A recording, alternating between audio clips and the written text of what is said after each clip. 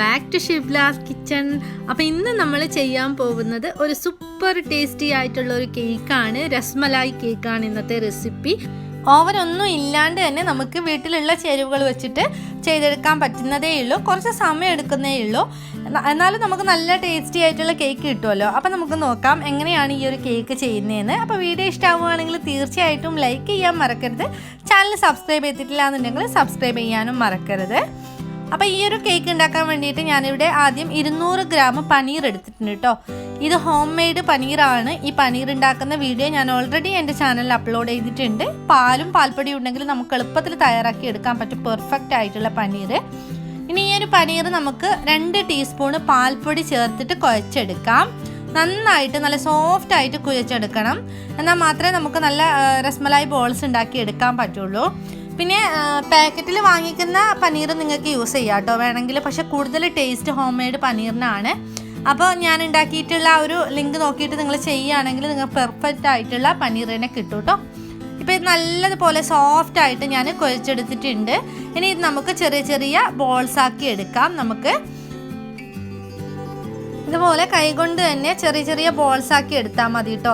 കുറച്ചൊന്ന് പരന്ന ഷേപ്പിലുള്ള ബോൾസ് ആക്കിയിട്ടാണ് ഞാൻ എടുക്കുന്നത്. ഇഷ്ടമുള്ള ഷേപ്പിലാക്കി എടുക്കാം. ഇതിനേക്കാളും ചെറുത് വേണമെങ്കിൽ ചെറുതും ആക്കി എടുക്കാം കേട്ടോ.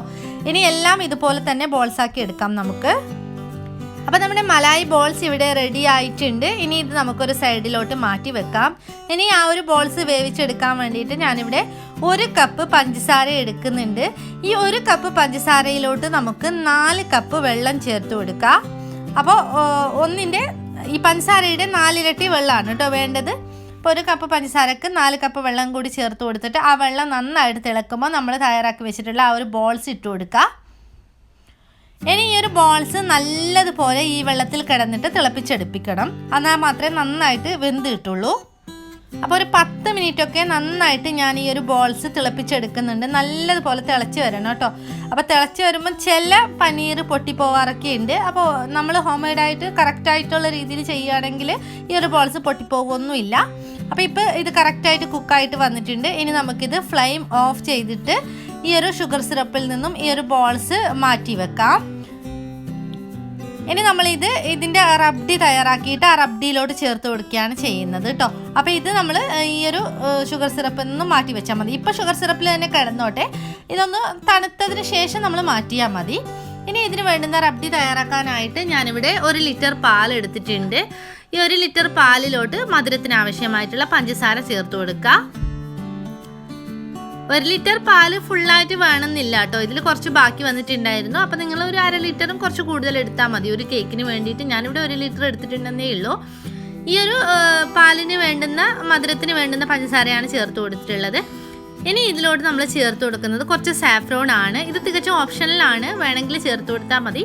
പക്ഷേ രസ്മലായിക്ക് സാഫ്രോണിൻ്റെ ഒരു ഫ്ലേവർ വരുമ്പോഴാണ് ആ ഒരു കറക്റ്റുള്ള ഒരു ഫ്ലേവർ കിട്ടുക. സാഫ്രോൺ ഉണ്ടെന്നുണ്ടെങ്കിൽ ചേർത്ത് കൊടുത്താൽ മതി. ഇല്ലാന്നുണ്ടെങ്കിൽ ഒരു ഡ്രോപ്പ് എസൻസ് ചേർത്ത് കൊടുത്താലും മതി സാഫ്രോണിൻ്റെ. ഇനിയിപ്പോൾ ചേർത്ത് കൊടുത്തില്ലെങ്കിലും കുഴപ്പമില്ല കേട്ടോ. ഏലക്കാപ്പൊടി ചേർത്ത് കൊടുത്താൽ മതി.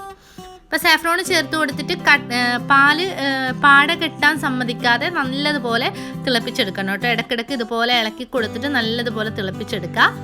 ഇപ്പോൾ ഇത് നല്ലതുപോലെ തിളച്ച് വന്നിട്ടുണ്ട്. ഇനി നമ്മൾ തയ്യാറാക്കി വെച്ചിട്ടുള്ള ആ ഒരു മലായി ബോൾസ് ഇതിലോട്ട് ചേർത്ത് കൊടുക്കണം കേട്ടോ. ഇത് തിളച്ച് വരുമ്പം ഇതിൽ നിന്ന് ആ ഒരു സാഫ്രോണിൻ്റെ ആ ഒരു യെല്ലോയിഷ് കളറൊക്കെ വരും. അപ്പോൾ നിങ്ങൾ മലായി ബോൾസ് ചേർത്ത് കൊടുക്കുന്നതിന് മുമ്പായിട്ട് ഇതിലോട്ട് നട്ട്സ് ചേർത്ത് കൊടുക്കണം. ഞാനിവിടെ കാഷ്യൂ നട്ട്, ബദാം, പിസ്ത ഇത് 3ഉം ഒരേ റേഷ്യോയിൽ ചെറിയ ചെറിയ പീസായിട്ട് കട്ട് ചെയ്തെടുത്തിട്ടുണ്ട്. 3ഉം 1/2 കപ്പ് വീതം എടുത്തിട്ടുണ്ട് കേട്ടോ. അത് ഇതിലോട്ട് ചേർത്ത് കൊടുക്കുക. എന്നിട്ട് നമ്മൾ ആ ഒരു മലായി ബോൾസും കൂടി ചേർത്ത് കൊടുക്കുക. ആ ഒരു ഷുഗർ സിറപ്പ് ചേർത്ത് കൊടുക്കേണ്ട ആവശ്യമില്ല. അതിൽ നിന്ന് ആ ഒരു ബോൾസ് മാത്രം ചേർത്ത് കൊടുത്തിട്ട് വീണ്ടും ഒരു 10 മിനിറ്റ് തിളപ്പിച്ചെടുക്കണം കേട്ടോ.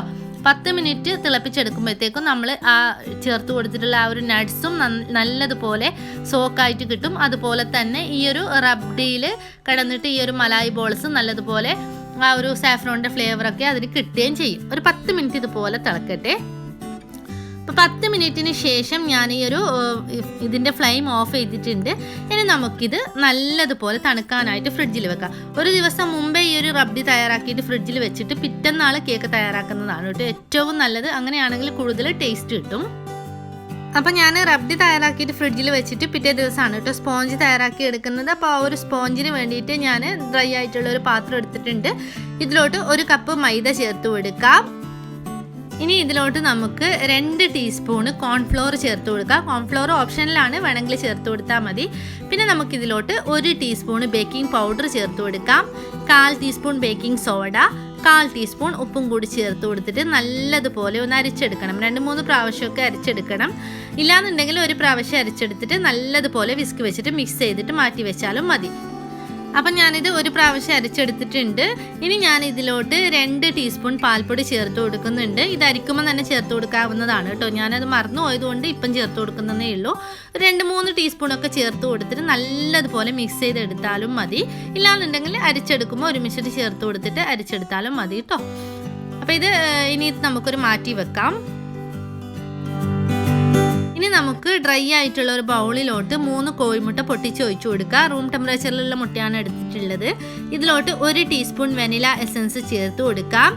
ഇനി ഇതിലോട്ട് 1/4 കപ്പ് പഞ്ചസാര ചേർത്ത് കൊടുക്കുക. പൊടിച്ച പഞ്ചസാര ആയാലും കുഴപ്പമില്ല, പൊടിക്കാത്തതാണെങ്കിലും കുഴപ്പമില്ല. പൊടിച്ചതാണെങ്കിൽ 1 കപ്പ് ഫുള്ളായിട്ട് എടുക്കുക, പൊടിക്കാത്തതാണെങ്കിൽ 1/4 കപ്പ് എടുത്തിട്ട് നല്ലതുപോലെ ബീറ്റ് ചെയ്തെടുക്കുക. നല്ല ക്രീമി സ്ട്രക്ചർ ആവുന്നത് വരെ ബീറ്റ് ചെയ്തെടുക്കാം. ഇപ്പോൾ ഇത് നല്ല ക്രീമി പരുവം ആയിട്ടുണ്ട്. ഈ ഒരു പരുവം ആവുന്നത് വരെ ബീറ്റ് ചെയ്തെടുക്കണം, എന്നാൽ മാത്രമേ കേക്ക് നല്ല സോഫ്റ്റ് ആയി വരുള്ളൂ. ഇനി ഇതിലോട്ട് നമുക്ക് 1/2 കപ്പ് റൂം ടെമ്പറേച്ചറിലുള്ള പാല് ചേർത്ത് കൊടുക്കുക. റൂം ടെമ്പറേച്ചറിലുള്ളത് തന്നെ ആവാൻ പ്രത്യേകം ശ്രദ്ധിക്കണം, തണുപ്പോടെ ചേർത്ത് കൊടുക്കരുത്. പിന്നെ ഇതിലോട്ട് നമ്മൾ 1/4 കപ്പ് സൺഫ്ലവർ ഓയിൽ ചേർത്ത് കൊടുക്കുക. സൺഫ്ലവർ ഓയിലിന് പകരം മെൽറ്റഡ് ബട്ടർ യൂസ് ചെയ്യാവുന്നതാണ്. ഇല്ലാന്നുണ്ടെങ്കിൽ വേറെ ഏതെങ്കിലും വെജിറ്റബിൾ ഓയിൽ യൂസ് ചെയ്യാം, ഫ്ലേവർലെസ് വേണം. ഇനി ഇതിലോട്ട് നമ്മൾ 1 ഡ്രോപ്പോ 1-2 ഡ്രോപ്പ് യെല്ലോ കളർ ചേർത്ത് കൊടുക്കുന്നുണ്ട്. രസ്മലായി കേക്ക് ആയതുകൊണ്ടാണ് ചേർത്ത് കൊടുക്കുന്നത്. ഓപ്ഷണലാണ്, വേണമെങ്കിൽ ചേർത്ത് കൊടുത്താൽ മതി, നിർബന്ധമില്ല. 2 ഡ്രോപ്പ് ചേർത്ത് കൊടുത്തിട്ട് ഒന്ന് ചെറുതായിട്ട് ഒരു 10 സെക്കൻഡ് ബീറ്റ് ചെയ്തെടുക്കുക. ഇനി നമുക്ക് ബിറ്റർ ഏറ്റവും ലോ സ്പീഡിലോട്ട് മാറ്റിയിട്ട് കുറേശ്ശെ നമ്മൾ അരിച്ച് വെച്ചിട്ടുള്ള ഫ്ലോർ ഇട്ട് കൊടുത്തിട്ട് ഒന്ന് മിക്സ് ചെയ്തെടുക്കുക. ഈ ഒരു സ്റ്റെപ്പാണ് ഏറ്റവും കൂടുതൽ ശ്രദ്ധിക്കേണ്ട സ്റ്റെപ്പ് എന്ന് പറയുന്നത്. ഇല്ലാന്നുണ്ടെങ്കിൽ ഈ ഒരു മിക്സിങ് കറക്റ്റ് ആയില്ലെങ്കിൽ നിങ്ങൾക്ക് കേക്കിൻ്റെ സ്പോഞ്ചിൽ പ്രോബ്ലം വരുന്നത് അതുകൊണ്ടാണ്. പൊങ്ങി വരാത്തത്, അതുപോലെ തന്നെ പൊങ്ങിയിട്ട് താഴ്ന്നു പോവുക, അതൊക്കെ ആ ഒരു പ്രോബ്ലം ഒക്കെ വരുന്നത് ഓവർ മിക്സിങ് ചെയ്യുമ്പോഴാണ്. നിങ്ങൾക്ക് ഈ ഒരു ബീറ്റർ വെച്ചിട്ട് മിക്സ് ചെയ്യാൻ ശരിയാവുന്നില്ല എന്നുണ്ടെങ്കിൽ സ്പാച്ചില വെച്ചിട്ട് ഓൺ ഡയറക്ഷനിൽ മിക്സ് ചെയ്തെടുത്താലും മതി കേട്ടോ.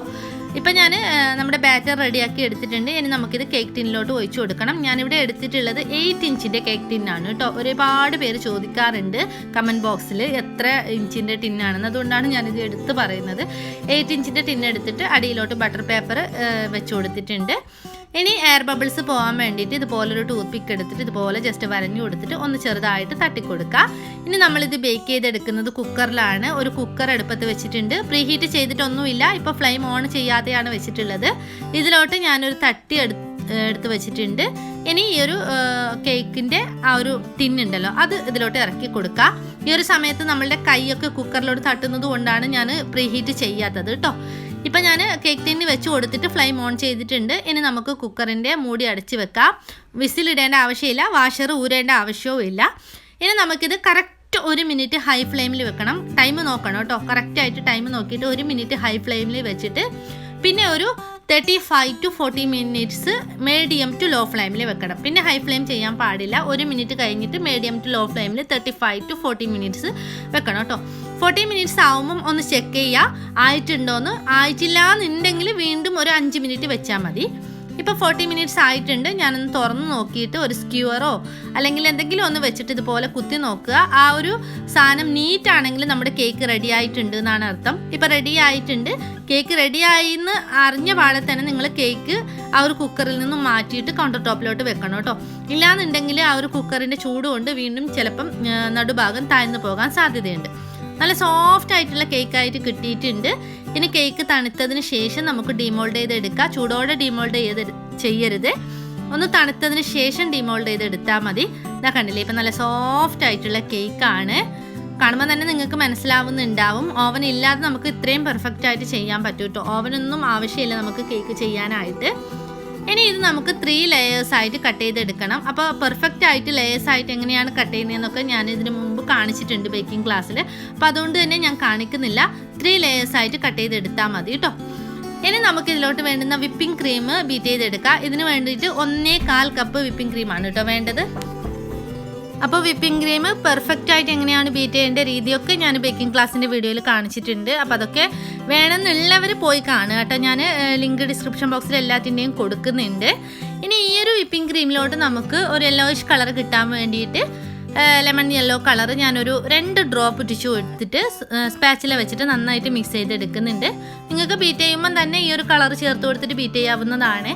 രസ്മലായി കേക്ക് ആയതുകൊണ്ടാണ് കേട്ടോ കളർ ചേർത്ത് കൊടുക്കുന്നത്. നിർബന്ധമൊന്നുമില്ല, നിങ്ങൾക്ക് വേണമെങ്കിൽ കളർ ചേർത്ത് കൊടുത്താൽ മതി. അപ്പം നമ്മുടെ റബ്ഡി ഓവർനൈറ്റ് ഫ്രിഡ്ജിൽ വെച്ചിട്ട് നല്ലതുപോലെ തണുത്ത് വന്നിട്ടുണ്ട്. ആ ഒരു മലായി ബോൾസൊക്കെ നല്ലതുപോലെ സോക്കായിട്ട് വന്നിട്ടുണ്ട്.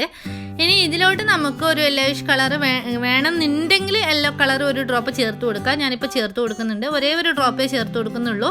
ഇതൊക്കെ തികച്ചും ഓപ്ഷണലാണ്. നമ്മൾ സെയിൽ ചെയ്യുന്ന കേക്ക് ആണെങ്കിലും അതുപോലെ തന്നെ ഇപ്പം ഞാനിത് വീഡിയോ ഒക്കെ എടുക്കുന്നത് കൊണ്ട് ഒരു ഫോട്ടോയിലൊരു ഭംഗിക്ക് വേണ്ടിയിട്ടൊക്കെയാണ് ഞാൻ കളർ ചേർത്ത് കൊടുത്തിട്ടുള്ളത്. അപ്പോൾ അത്യാവശ്യം കളർ നമ്മൾ സാഫ്രോൺ ചേർത്ത് കൊടുക്കുമ്പോൾ തന്നെ കിട്ടും. അപ്പോൾ അതിൽ നിന്നും കുറച്ച് ബോൾസ് എടുത്തിട്ട് നമ്മൾ ഇതുപോലെ ഉടച്ചെടുക്കണം, നമുക്ക് ഫില്ലിങ്സ് ആയിട്ട് കൊടുക്കാൻ വേണ്ടിയിട്ട്. അത്രയും ഫില്ലിങ്സിന് എത്രയാണോ വേണ്ടത് ഒരു 5-6 ബോൾസ് മാറ്റി വെച്ചിട്ട് ബാക്കിയുള്ളത് ഉടച്ചെടുത്താൽ മതി നമുക്ക് ഫില്ലിംഗ് ആയിട്ട് കൊടുക്കാൻ വേണ്ടിയിട്ട്. ഇനി നമുക്ക് ഒരു കേക്ക് ബോർഡ് ഒരു ടേണിംഗ് ടേബിളിൻ്റെ പുറത്ത് വെച്ച് കൊടുത്തിട്ട് ജസ്റ്റ് ഒന്ന് ക്രീം ഒന്ന് സ്പ്രെഡ് ചെയ്ത് കൊടുക്കുക. എന്നിട്ട് ഫസ്റ്റ് ലെയർ കേക്ക് വെച്ച് കൊടുത്തിട്ട് നമ്മൾ തയ്യാറാക്കി വെച്ചിട്ടുള്ള ആ ഒരു റബ്ഡി വെച്ചിട്ട് നല്ലതുപോലെ സോക്ക് ചെയ്തെടുക്കണം. ആ ഒരു നട്ട്സൊക്കെ ഇതിൻ്റെ ഇടയിൽ നല്ലതുപോലെ കടിക്കാൻ കിട്ടണം. ആ ഒരു രീതിയിൽ നട്ട്സൊക്കെ നല്ലതുപോലെ ഫിൽ ചെയ്ത് കൊടുക്കണം കേട്ടോ. പിന്നെ നല്ലതുപോലെ തന്നെ സോക്ക് ചെയ്ത് കൊടുക്കണം റബ്ഡി വെച്ചിട്ട്. എന്നിട്ട് എന്ന് പറഞ്ഞിട്ട് ഓവറായിട്ട് സോക്ക് ചെയ്ത് കൊടുത്തു കഴിഞ്ഞാൽ കേക്ക് കട്ട് ചെയ്യാൻ പറ്റില്ല. അത്യാവശ്യത്തിന് നമ്മൾ ഷുഗർ സിറപ്പ് വെച്ചിട്ട് എങ്ങനെയാണോ സോക്ക് ചെയ്യുന്നത് ആ ഒരു രീതിയിൽ തന്നെ സോക്ക് ചെയ്തെടുത്താൽ മതി. എന്നിട്ട് നമ്മൾ വിപ്പിംഗ് ക്രീം വെച്ചിട്ട് സ്പ്രെഡ് ചെയ്ത് കൊടുക്കാം. ഒരു പൈപ്പിംഗ് ബാഗിൽ വെച്ചിട്ട് ഇതുപോലെ ചെയ്യുകയാണെങ്കിൽ നമുക്ക് എളുപ്പത്തിൽ ഐസിങ് ചെയ്തെടുക്കാൻ പറ്റും. എന്നിട്ട് ഐസിങ് നൈഫ് വെച്ചിട്ട് ലെവൽ ചെയ്ത് കൊടുത്തതിന് ശേഷം നമ്മൾ ഉടച്ചെടുത്തിട്ടുള്ള ആ ഒരു മലായി ബോൾസ് ഇതിൻ്റെ പുറത്തോട്ട് ചേർത്ത് കൊടുക്കാം. നല്ലതുപോലെ തന്നെ ഫിൽ ചെയ്ത് കൊടുത്തിട്ട് രണ്ടാമത്തെ സ്റ്റെപ്പും കൂടി വെച്ച് കൊടുക്കുക. എന്നിട്ട് സെയിം പ്രൊസീജിയർ തന്നെ തുടരുക. ആ റബ്ഡി വെച്ചിട്ട് നന്നായിട്ട് സോക്ക് ചെയ്യുക. വിപ്പിംഗ് ക്രീം വെച്ചിട്ട് കവർ ചെയ്തിട്ട് അതിൻ്റെ ഇടയിൽ ഫില്ലിങ്സ് ആയിട്ട് മലായി ബോൾസ് കൊടുത്തിട്ട് നല്ലതുപോലെ ക്രം കോട്ട് ചെയ്തെടുത്താൽ മതി. മൂന്നാമത്തെ ലെയറും വെച്ച് കൊടുത്തിട്ടാണ് ഞാനിപ്പം ക്രം കോട്ട് ചെയ്തെടുക്കുന്നത് കേട്ടോ. നല്ലതുപോലെ ക്രം കോട്ടിങ് ചെയ്തിട്ട് നിങ്ങൾക്ക് വേണമെന്നുണ്ടെങ്കിൽ ഒരു 10 മിനിറ്റ് ഫ്രീസറിൽ വെച്ചിട്ട് ഫൈനൽ കോട്ടിങ് ചെയ്തെടുക്കുക. ഞാനിപ്പോൾ ക്രം കോട്ടിങ് ചെയ്തിട്ട് ഡയറക്റ്റായിട്ട് തന്നെ ഫൈനൽ കോട്ടിങ് ചെയ്തെടുക്കുകയാണ്. ബിഗിനേഴ്സൊക്കെ ആണെങ്കിൽ ക്രം കോട്ട് ചെയ്തിട്ട് കുറച്ച് നേരം ഒന്ന് ഫ്രിഡ്ജിൽ വെച്ചിട്ട് ചെയ്യുകയാണെങ്കിൽ എളുപ്പത്തിൽ നല്ല രീതിയിൽ ഐസിങ് ചെയ്തെടുക്കാൻ പറ്റും കേട്ടോ. ഞാനിപ്പോൾ സമയക്കുറവ് കൊണ്ട് ഇങ്ങനെ തന്നെ ചെയ്യുകയാണ് കേട്ടോ. ഇപ്പം ഞാൻ ക്രീം എല്ലായിടത്തും ആക്കി കൊടുത്തിട്ടുണ്ട്. ഇനി നമുക്ക് ഐസിങ് നൈഫ് വെച്ചിട്ട് പെർഫെക്റ്റ് ആയിട്ട് ഐസിങ് ചെയ്തെടുക്കാം. പെർഫെക്റ്റ് ആയിട്ട് എങ്ങനെയാണ് ഐസിങ് ചെയ്യേണ്ടതെന്നുള്ള വീഡിയോവും ഞാൻ ബേക്കിംഗ് ക്ലാസ്സിൻ്റെ വീഡിയോയിൽ തന്നെ ഇട്ടിട്ടുണ്ട്. അറിയാത്തവർ വേണമെങ്കിൽ പോയി കാണുക കേട്ടോ.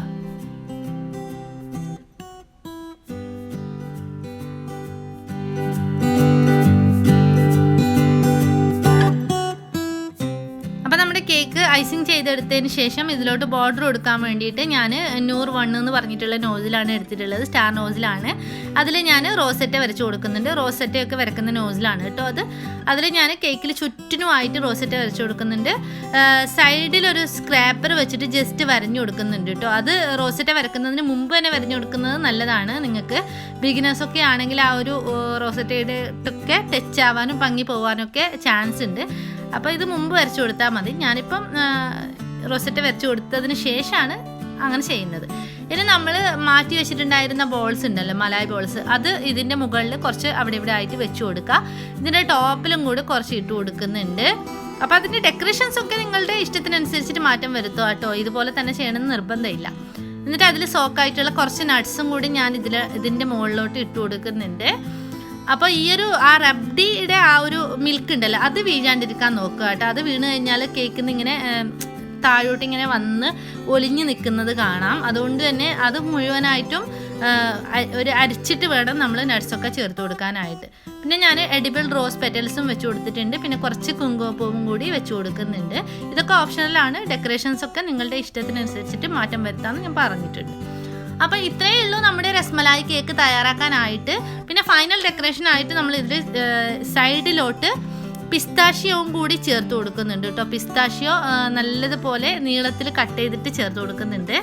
അപ്പോൾ ഇത്രയേ ഉള്ളൂ. നല്ല ടേസ്റ്റി ആയിട്ടുള്ള രസ്മലായി കേക്ക് തയ്യാറാക്കാനായിട്ട് എളുപ്പമാണ്. ഓവൻ ഇല്ലാണ്ട് തന്നെ വീട്ടിലുള്ള സാധനങ്ങൾ വെച്ചിട്ട് തയ്യാറാക്കി എടുക്കാൻ പറ്റും. സാഫ്രോണൊക്കെ ഓപ്ഷണലാണ്, വേണമെങ്കിൽ ചേർത്ത് കൊടുത്താൽ മതി.